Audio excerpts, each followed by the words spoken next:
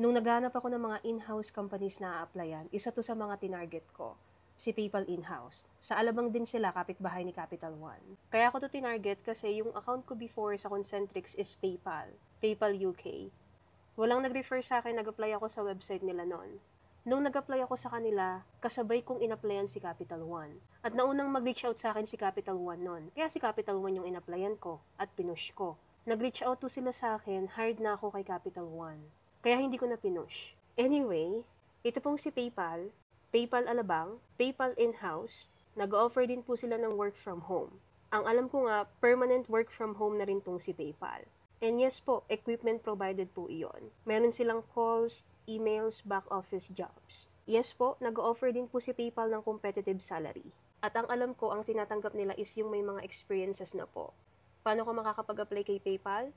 Either sa website nila, sa LinkedIn, o referral. Kung meron ng mga PayPal employees dito, pwede kayong mag-comment kung open kayo for referral para ma-assist niyo yung iba. Sorry po, bulol ako sa R.